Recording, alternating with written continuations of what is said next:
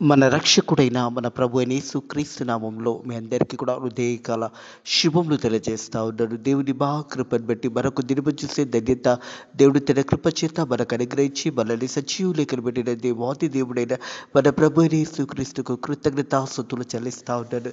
ప్రియ దేవుని సంగమా, దేవుని ప్రజలరా, మరి రేపటి దినాన క్రిస్మస్లో మనం ప్రవేశించబోతా ఉన్నాము. ఈ 2024 సంవత్సరంలో ఈ యొక్క క్రిస్మస్ దినాన మనము ఈ క్రిస్మస్ పర్వదినాన రేపు ఉదయకాలము మనం ప్రవేశించబోతా ఉన్నాము. నిజమైన క్రిస్మస్లో మనం ప్రవేశించాలని ప్రభు పేరిట తెలియజేస్తూ ఉన్నాడు. నిజమైన క్రిస్మస్ అనగానే యేసయ్యని సొంత రక్షకుడుగా అంగీకరించుకొని సమస్తము వదిలివేసి దేవుని వైపు నడవడమే నిజమైన క్రిస్మస్ అనే సత్యాన్ని జ్ఞాపకం చేసుకోవాలని ప్రభు పేరిట తెలియజేస్తూ ఉంటాడు. ఒక యవనస్తుడు దేవుని దగ్గరకు వచ్చి పరలోక రాజ్యం పోవాలంటే నేను ఏమి చేయాలని అడిగిన సందేశాన్ని హృదయ కాలము ధ్యానించబోతా ఉన్నాము. ప్రియ దేవుని సంగమా, దేవుని ప్రజలరా, మరి రేపటి దినాన క్రిస్మస్ మరి జరుపుకోబోతుండగా నీ జీవితంలో, నా జీవితంలో ఎన్నో పండుగలు గడిచిపోయి ఉండొచ్చు. మరి రేపటి దినంలో జరగబోయే క్రిస్మస్ ఇది నీ జీవిత కాలమంతా కూడా గుర్తుండే క్రిస్మస్గా జరుపుకోవాలని ప్రభు పేరిట ఒక సేవకునిగా తెలియజేస్తూ ఉన్నాను. ఎందుకంటే నిజమైన క్రిస్మస్ అనగానే యేసయ్య మన హృదయంలో ఉన్నప్పుడే మనం నిజమైన క్రిస్మస్ చేసుకోగలుగుతాము అనే సత్యాన్ని జ్ఞాపకం చేసుకోవాలి. క్రిస్మస్ అనగానే అభిషక్తుని ఆరాధించడము, క్రిస్మస్ అనగానే మరి దేవునిని ఆరాధించు, దేవునిని మహిమపరచు, దేవుని ఆజ్ఞల ప్రకారం నడుచుకోవడమే నిజమైన క్రిస్మస్ అనే సత్యాన్ని జ్ఞాపకం చేసుకోవాలి. మనందరము పుట్టినరోజులు జరుపుకుంటున్నప్పుడు మన స్నేహితులు కానీ, లేదా మన తోబుట్టులు కానీ, మన రక్త సంబంధులు కానీ ఒకవేళ మనల్ని హ్యాపీ బర్త్డే అని చెప్పకపోతే మనం ఎంతో బాధపడతాము. మరి ప్రతి సంవత్సరము ప్రభు యేసుక్రీస్తు యొక్క బర్త్డే రోజు మనము మన చేయి చాపి యేసయ్య విష్ యు హ్యాపీ బర్త్డే అని మనం తెలియజేయగలుగుతున్నామా? లేదా లోకానుసరంగా జీవిస్తూ, లోకానుసరంగా పండుగ చేసుకుంటూ, లోకానుసరంగానే మరి ఆ యొక్క విందులో అనేకులను పిలుస్తున్నాం, కానీ యేసయ్యను పిలుస్తున్నావా లేదా? ఒక్కసారి నిన్ను పరిశోధించుకోవాలని ప్రభు పేరిట తెలియజేస్తూ ఉంటాడు. మన బర్త్డేలకు మనం కేక్లు కట్ చేస్తాము, సంతోషంగా మరి ఆ బర్త్డే సెలబ్రేషన్స్ చేసుకుంటాము. మరి యేసయ్య బర్త్డే రోజు, మరి యేసయ్యకి ఇష్టడుగా యేసయ్య బర్త్డే రోజు యేసయ్యతో కలిసి యేసయ్య విష్ యు హ్యాపీ బర్త్డే అని చెప్పే ఆ మంచి మనస్సాక్షి మన దగ్గర ఉన్నదా లేదా? ఒకసారి మనల్ని మనం పరిశోధించుకుందాము. ఎన్నో పండుగలు గడిచిపోతున్నాయి, ఎన్నో సంవత్సరములు గడిచిపోతున్నాయి. మరి నిజమైన క్రిస్మస్లో నీవు నేను ప్రవేశింపగలిగి మనల్ని చూసి దేవుడు ఆనందిస్తున్నాడా లేదా? ఒక్కసారి మనల్ని మనం పరిశోధించుకుందాము. క్రిస్మస్ అనగానే ఏదో పండుగ వాతావరణంగా మరి చేసుకోవడంలో తప్పు లేదు, కానీ యేసయ్య ఆ పండుగలో ఉన్నాడా లేదా? ఒక్కసారి పరిశోధించుకోండి. యేసయ్య మీ గృహంలోకి ఆహ్వానిస్తున్నారా లేదా? ఒక్కసారి పరిశోధించుకోండి. లేదా యేసయ్యని గృహం బయటనే పెట్టి క్రిస్మస్ చేసుకుంటున్నారా? అలా చేసుకునే వారిలా ఉన్నారా లేదా? లేదా క్రిస్మస్లో దేవునిని ఆనందపరిచే విధంగా, యేసయ్యని ఆనందపరిచే క్రిస్మస్లో మనం సెలబ్రేషన్స్ చేసుకుంటున్నామా లేదా? మనల్ని మనం పరిశోధించుకుందాము. ఒక మనిషి రక్షణ పొందుకున్నప్పుడు, ఒక పాపి రక్షణ పొందుకున్నప్పుడు పరలోకమందు 1000 దూతలు సంతోషిస్తాయి. ఒక యవనస్తుడు కూడా మరి దేవుని దగ్గరకు వచ్చాడు. వచ్చి ప్రభువా, నేను పరలోక రాజ్యం పోవాలంటే ఏమి చేయాలని అడుగుతున్న సందేశాన్ని హృదయకాలము ఈ క్రిస్మస్ దినముకు ముందుగా ఈ యొక్క సందేశాన్ని మనం ధ్యానించబోతా ఉన్నాము. మత్తయి సువార్త 19వ అధ్యాయము, మత్తయి సువార్త 19వ అధ్యాయం 16వ వచనం నుంచి 21వ వచనం వరకు వాక్య భాగం ధ్యానించబోతున్నాము. ఇదే వాక్య భాగము మార్కు సువార్తలో కూడా 10వ అధ్యాయం 17 నుంచి 22, అలాగే లూకా సువార్త కూడా చూసినట్టయితే, లూకా సువార్తలో చూసినట్టయితే 18వ అధ్యాయం 18 నుంచి 30 వరకు ఈ యొక్క 3 సువార్తికులు రాసిన ఈ వాక్య భాగాన్ని గమనించినట్టయితే ముగ్గురు కూడా ఒకే విధమైన సువార్త ఇక్కడ రాసి వచ్చినారు. ప్రియ దేవుని సంగమా, దేవుని ప్రజలారా, ఒక దగ్గర యవనస్తుడిగా, ఒక దగ్గర అధికారిగా, ఒక దగ్గర మరొక ఒక వ్యక్తిగా దేవుని దగ్గరికి వచ్చినట్టుగా చూస్తూ ఉన్నాము. ఈ ముగ్గురులో మనం ఉన్నాము అనే సత్యాన్ని కూడా జ్ఞాపకం చేసుకోవాలని ప్రభు పేరిట తెలియజేస్తూ ఉన్నాను. ఇరుదే కలమి వాక్య భాగాన్ని చూసినట్టయితే మరి మత్తయి సువార్త 19వ అధ్యాయం 18వ వచనము, ఇదిగో ఒకడు ఆయన యుద్ధకు వచ్చి, బోధకుడా, నిత్య జీవం పొందుటకు నేను ఏ మంచి కార్యం చేయవలనను ఆయనను అడిగాను. ప్రియ దేవుని సంగమా, దేవుని ప్రజలారా, ఇక్కడ చూసినట్టయితే ఇదిగో ఆయన యుద్ధకు వచ్చిన, ఆయన యుద్ధకు వచ్చుటకు బోధకుడా, నిత్య జీవం పొందుటకు నేనే మంచి కార్యము చేయవాలనని ఆయనని అడిగాను. ఒక వ్యక్తి ఏసే దగ్గరకు వచ్చి అడుగుతా ఉన్నాడు, అయ్యా నేను నిత్య జీవానికి పోవాలంటే ఏ మంచి కార్యాలు చేయాలనేసి. అంటే పరలోక రాజ్యము నేను చేరబడాలి అంటే ఏ మంచి కార్యాలు నేను చేయాలనేసి ఏసే దగ్గరకు వచ్చి అడుగుతా ఉన్నాడు. ఇదిగో ఒకడు ఆయన యుద్ధకు వచ్చి, బోధకుడా నిత్య జీవం పొందుటకు నేను ఏ మంచి కార్యము చేయవలనని ఆయన. అందుకైన మంచి కార్యముల గురించి నన్నెందుకు అడుగుచున్నావు అని ప్రశ్నిస్తూ ఉన్నాడు. యేసు ప్రభు ఒక ప్రశ్నిస్తూ ఉన్నాడు. మరి చూసినట్టయితే అందుకైన మంచి కార్యముల గురించి మంచి కార్యం గురించి నన్నెందుకు నువ్వు అడుగుచున్నావు? మంచివాడు ఎవడో నీవు జీవంలోకి ప్రవేశింపగలవు అని ఆజ్ఞలను గైకొనలేదా అని చెప్పాను. దేవుని సంగమా, దేవుని ప్రజలారా, దేవుని ఆజ్ఞలను మరి నువ్వు తెలుసుకోలేదా? మరి మంచి కార్యముల గురించి ఎందుకు నన్ను అడుగుతున్నావు అని యేసయ్య ఆ ఒక వ్యక్తిని ప్రశ్నిస్తూ ఉంటాడు. ఆ వ్యక్తి వచ్చి యేసయ్యతో మాట్లాడుతున్నప్పుడు యేసయ్య అంటా ఉంటాడు, నువ్వెందుకు నన్ను అడుగుచున్నావు అని అడుగుతా ఉన్నాడు. అందుకు ఆయన మంచి కార్యం గురించి నువ్వు ఎందుకు అడుగుచున్నావు? మంచివాడు ఎవడో నీవు జీవంలో ప్రవేశించగోరిన ఎడల ఆజ్ఞలను గైకొను అని చెప్పాను. అతడు ఈ ఆజ్ఞలన్నీ అడగగా యేసు ఆజ్ఞలు ఏమని మరి యేసు ప్రభుని అడుగుతా ఉన్నాడు. యేసయ్య ఆజ్ఞలు ఏవి అనేసి.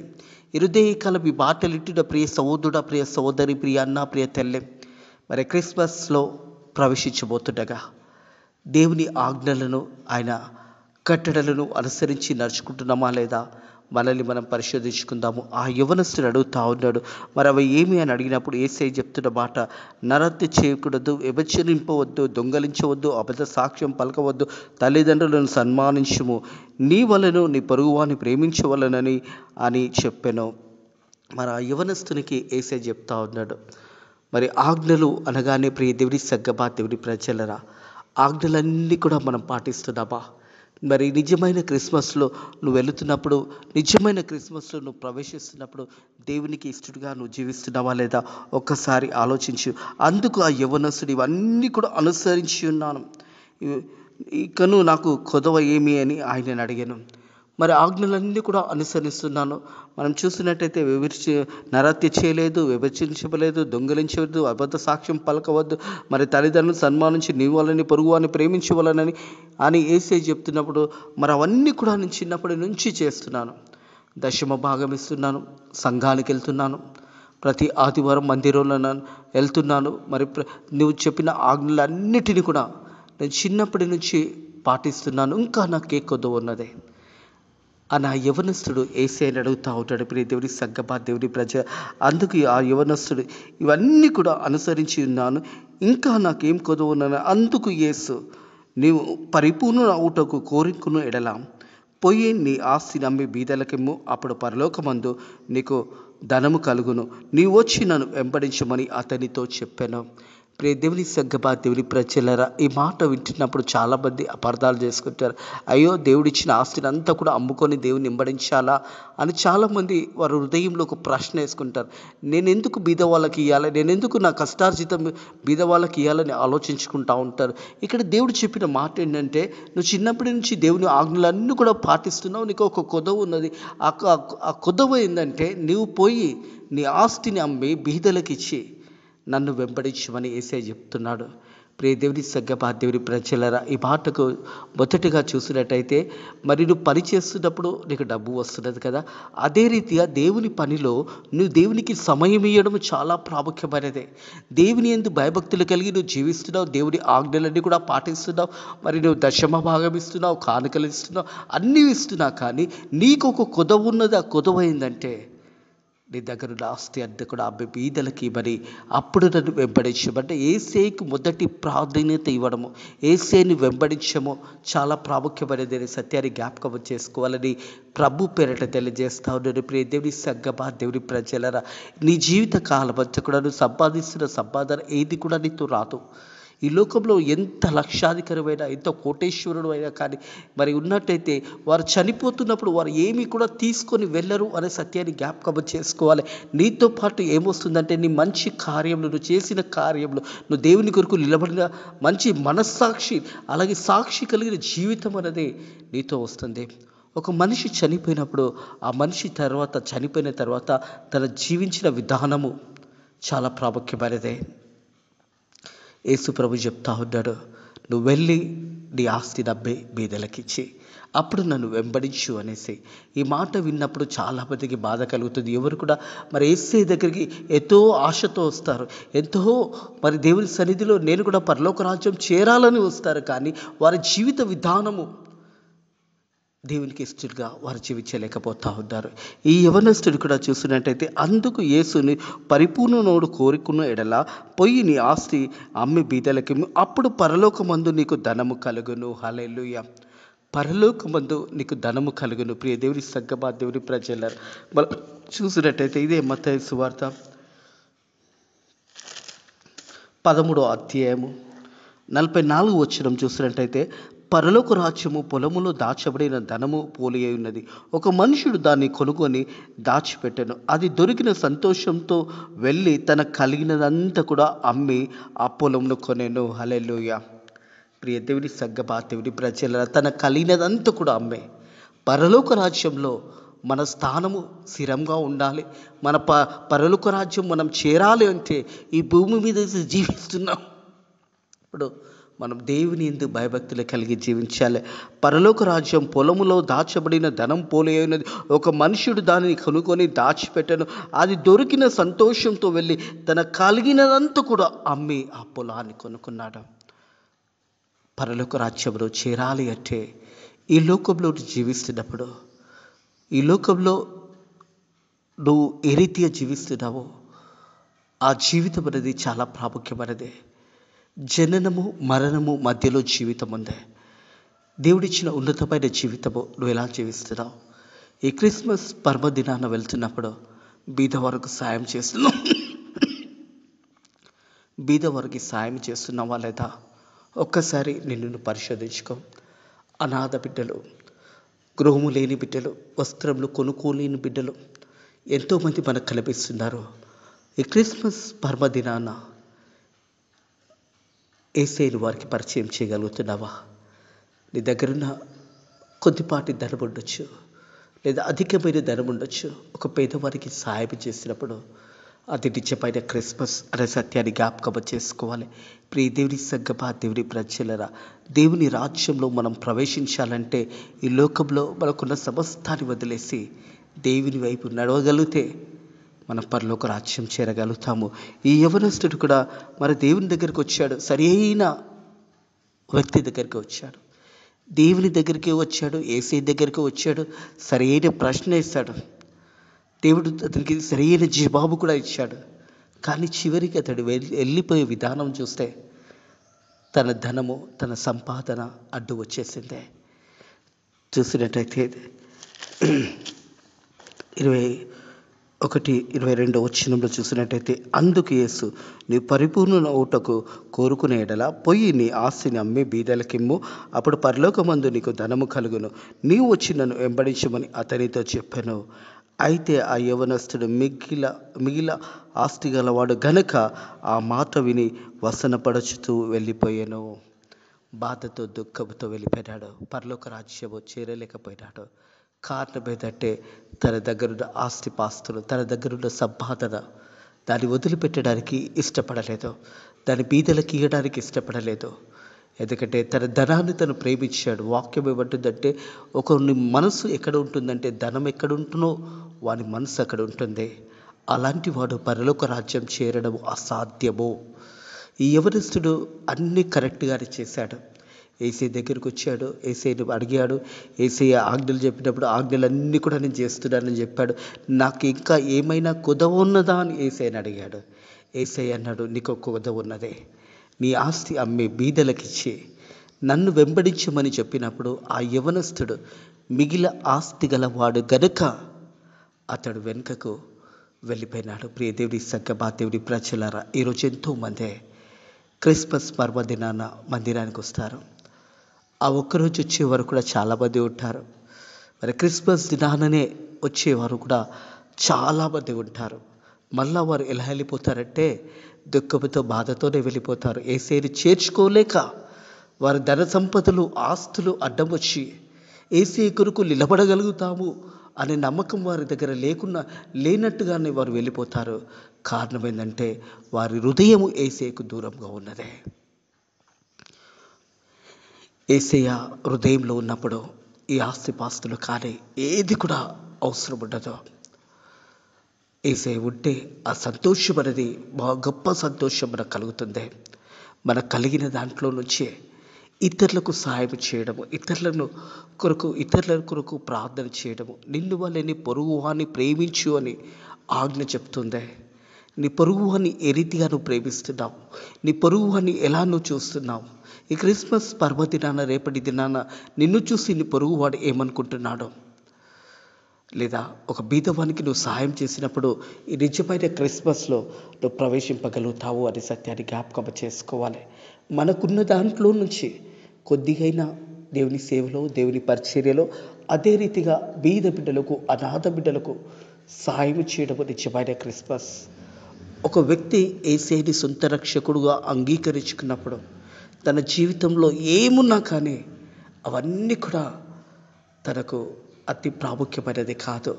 లూకాసు వార్త 19వ అధ్యాయంలో మనం చూస్తాము, జక్కయ్య అనే ఒక వ్యక్తి కనిపిస్తాడు, పొట్టి జక్కయ్య. ఆ వ్యక్తి మిక్కిలి ఆస్తి గలవాడే. ఆ వ్యక్తి అనేక మందికి వడ్డీలకు డబ్బులు ఇచ్చి ఆ వడ్డీలు ఎక్కువగా తీసుకొని చాలా ధనాన్ని సంపాదిస్తాడు. కానీ ఒకరోజు దేవుడు యేసు ప్రభు ఆ మార్గంలో వస్తున్నప్పుడు చూసినప్పుడు యేసు ప్రభుని చూడాలని ఎంతో ఆశపడ్డాడు.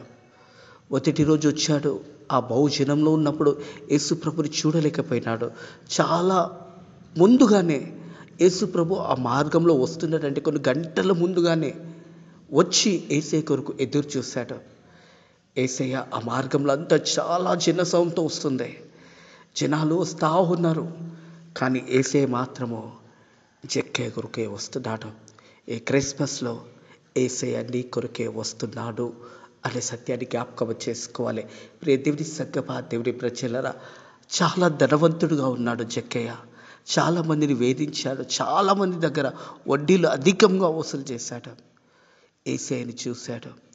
యేసయ్య అన్నాడు, జక్కయ్య చెట్టు దిగి రమ్ము, నేడు నేను నీ ఇంటిలో ప్రవేశించబోతున్నాను అనే మాట విన్నాడు. ప్రియ దేవుని సంగమా, దేవుని ప్రజలరా, అప్పటి వరకు జక్కయ్య జీవితంలో సంతోషం లేదు. అప్పటి వరకు జక్కయ్య జీవితంలో ఆ ధనాన్ని ప్రేమించాడు. ఎప్పుడైతే యేసయ్య పలికిన మాట అతడు విన్నాడో వెంటనే ఒక మాట పలికాడు.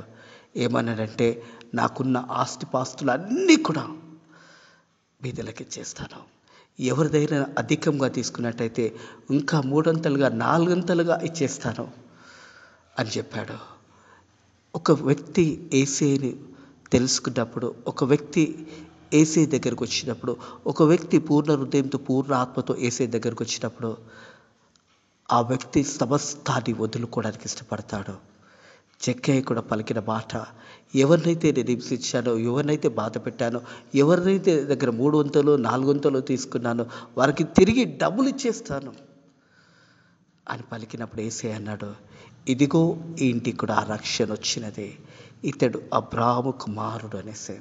ఇక్కడ జక్కయ్య రక్షించబడ్డాడు, ఇక్కడ ఈ యవనస్తుడు రక్షింపబడలేదు. ఈ యవనస్తుడు అన్నీ చేస్తున్నాడు, యేసు ప్రభు చెప్పిన మాటలన్నీ చేస్తున్నాడు, ఆయన ఆజ్ఞలను పాటిస్తున్నాడు, అన్నీ చేస్తున్నాడు. కానీ యేసయ్యని వెంబడించలేకపోయినాడు. జక్కయ్య సమస్తాన్ని వదులుకొని యేసయ్యని వెంబడించడానికి ఇష్టపడ్డాడు. జక్కయ్య రక్షించబడ్డాడు, ఆ ఇంటికి రక్షణ వచ్చింది. ఇదిగో ఇతడు కూడా అబ్రాహాము కుమారుడు అని ప్రభు యేసుక్రీస్తు పలికిన మాట. కానీ యవనస్తుడు ఎలా పోయినాడంటే బాధతోని, దుఃఖంతోని వెళ్ళిపోయినాడు. ప్రియ దేవుని సంగమా, దేవుని ప్రజలరా, ఎంతోమంది క్రిస్మస్ పర్వదినాన మందిరానికి వస్తారు, కానీ తిరిగి వెళ్తున్నప్పుడు వారు ఒట్టి చేతులతోనే వెళ్ళిపోతూ ఉన్నారు. ఎందుకంటే వారి దగ్గర ఉన్న ధనము, సంపాదన వారికి అడ్డుగా వస్తుంది. హృదయ కలవి మాటలు వింటున్న ప్రియ సహోదరుడా, ప్రియ సహోదరి, రేపటి దినాన క్రిస్మస్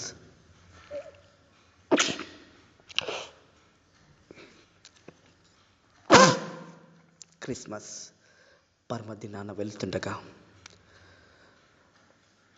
తిరిగి ఒట్టి చేతులతోనే వెళ్తున్నావా, యేసయ్యని తీసుకొని వెళ్తున్నావా? ఒక్కసారి నీ హృదయాన్ని పరిశోధించుకో. గడిచిన సంవత్సరంలన్నీ కూడా క్రిస్మస్ గడిచిపోయినాయి. ఈ 2024 సంవత్సరంలో రేపటి దినాన క్రిస్మస్లో నువ్వు మందిరానికి వెళ్తున్న సమయంలో తిరిగి నువ్వు వచ్చేటప్పుడు యేసయ్యని తీసుకొని నువ్వు వస్తున్నావా, లేదా ఒట్టి చేతులతోనే తిరిగి వెనుకకి వెళుతున్నావా? ఒక్కసారి ఆలోచించి సరి అయిన నిర్ణయం తీసుకోండి. జక్కయ్య యేసయ్యని చూశాడు. జక్కయ్య యేసయ్యని తన గృహాల్లో చేర్చుకున్నాడు. జక్కయ్య తనకు కలిగినదంతా కూడా బీదలకి ఇవ్వడానికి ఇష్టపడ్డాడు. ఒక వ్యక్తి జీవితంలో యేసయ్య కలిగినప్పుడు సమస్తము తన చుట్టూ ఉన్నవన్నీ కూడా ఒట్టిగా కనిపిస్తుంది. యేసయ్యను మాత్రమే ప్రధానంగా చేసుకుంటారు. అట్టి బిడ్డలు రక్షణ పొందుకునే బిడ్డలుగా పరలోక రాజ్యంలో వారు చేరగలుగుతారు. జక్కయ్య పాపములు క్షమించబడ్డాయి. ఎందుకంటే జక్కయ్య చెప్పిన మాట తన సంపాదన అంతా కూడా బీదలకి ఇచ్చేస్తాడనేసి. కానీ యవనస్తుడు మాత్రము ఎలా వెళ్ళాడంటే, అయితే ఆ యవనస్తుడు మిక్కిలి ఆస్తి గలవాడు గనక ఆ మాట విని వసనపడుచు వెళ్ళిపోయినాడు. దేవుని దగ్గరికి రాలేకపోయినాడు. ప్రియ దేవుని సంగమా, దేవుని ప్రజలరా, ఈ యవనస్తుడు దేవుని దగ్గరికి రాలేకపోయినాడు. అన్యాయంగా సంపాదిస్తూ అన్యాయంగా దోచుకున్న జక్కయ్య మాత్రము దేవుని రాజ్యంలో ప్రవేశించాడు. ఎప్పుడైతే యేసయ్య తన గృహానికి వచ్చి ఉన్నాడో, యేసయ్యను తన హృదయంలో చేర్చుకున్నాడో, సమస్తము బీదలకు ఇవ్వడానికి ఇష్టపడ్డాడు. కాబట్టి జక్కయ్య యొక్క పాపము క్షమించబడ్డది, పరలోక రాజ్యానికి వెళ్ళాడు. ఈ వ్యక్తి ఆజ్ఞలన్నీ కూడా పాటిస్తున్నాడు, కానీ తన హృదయానికి దూరంగా ఉండి పాటిస్తున్నాడు. తన హృదయంలో యేసయ్యకు చోటు ఇవ్వకుండా, నేను దశమ భాగం ఇస్తున్నాను, కానుకలు ఇస్తున్నాను అని చాలామంది గర్వం పడుతూ ఉంటారు. కానీ యేసయ్యను వారు వెంబడించలేకపోవడానికి కారణం ఏంటంటే, వాళ్ళ దగ్గర ఉన్న ధనము, ఆస్తులు అడ్డంగా ఉన్నాయి. అందుకే అంటున్నారు కదా, మనం యేసు ప్రభుని చూడలేకపోవడానికి కారణం ఏంటంటే, మనకు యేసయ్యకు మధ్యలో ఉన్న మన పాపమే. ఆ పాపము తొలగిపోయినప్పుడు నువ్వు యేసయ్యను చూడగలుగుతావు. జక్కయ్య యేసయ్యను చూడగలిగాడు. యేసయ్య పలికిన మాట, ఇదిగో ఇతడు కూడా అబ్రాహాము కుమారుడు, ఈ ఇంటికి రక్షణ వచ్చినది. దేవుడే కాలము ఈ మాటలు ఎట్టిన ప్రియ సహోదరి, ప్రియ సహోదరుడా, నీ ఇంటికి కూడా రక్షణ వచ్చినప్పుడే నిజమైన క్రిస్మస్. నువ్వు రక్షణ పొందుకున్నప్పుడే నిజమైన క్రిస్మస్. అట్టి కృప దేవుడు మీకు అనుగ్రహించునుగాక. దేవుడు మీ అందరినీ కూడా రేపటి దినాన క్రిస్మస్ పర్వదినాలలో యేసయ్యను మీ హృదయాల్లో చేర్చుకొని నిజమైన క్రిస్మస్లో ప్రవేశింపురుగాక. దేవుడు వీళ్ళని దీవించి ఆశీర్వదించిన గాక. ప్రార్థన చేసుకుందాము. Thank you Lord, thank you Jesus, thank you Holy Spirit. పరిశుద్ధుడ దేవానికి దండములు, స్తోత్రములు తండ్రి. నిజమైన క్రిస్మస్ సెలబ్రేషన్స్లో రేపటి దినాన మేము అడుగు పెట్టబోతుండగా, నైనా ప్రభా, జక్కయ్య ఏ రీతి అయితే సమస్తాన్ని వదులుకొని నీ కొరకు నిలబడి ఉన్నాడో తండ్రి, తన సంపాదించిన సంపాదన అంతా కూడా ఎవరిదైతే అధికంగా తీసుకున్నాడో వారికి రెండంతలుగా మూడంతలుగా ఇవ్వడానికి ఇష్టపడ్డాడు. నేను చేర్చుకున్నప్పుడు నైనా ప్రభా, ఎవరి జీవితమైనా మార్చబడుతుంది నైనా ప్రభా. తండ్రి, మరి ఈ క్రిస్మస్లో ప్రతి ఒక్కరు కూడా నిన్ను చేర్చుకొని నిజమైన క్రిస్మస్లో ప్రవేశించబడానికి నీ కృప ద్వారా సాయం చేయమని తండ్రి. మరి రేపటి దినాన క్రిస్మస్ సెలబ్రేషన్స్ ప్రపంచమంతా కూడా జరుపుకుంటుండగా జక్కయ్య లాంటి మంచి మనస్సాక్షి కలిగి క్రిస్మస్లో ప్రవేశించడానికి నీ కృప ద్వారా సాయం చేయమని నజరుడైన యేసుక్రీస్తు నామంలో ఈ ప్రార్థనని వేడుకుంటున్నాము తండ్రి, ఆమేన్. మన రక్షకుడైన మన ప్రభు అయిన యేసుక్రీస్తు యొక్క సకల దీవెనలు, సకల ఆశీర్వాదాలు ఆయనను అంగీకరించిన బిడ్డలకు ఎప్పుడు ఎల్లప్పుడూ సదాకాలము దేవుని యొక్క సకల ఆశీర్వాదాలు మీకు, మీ గృహాలకు తోడైడుగాక. ఆమేన్.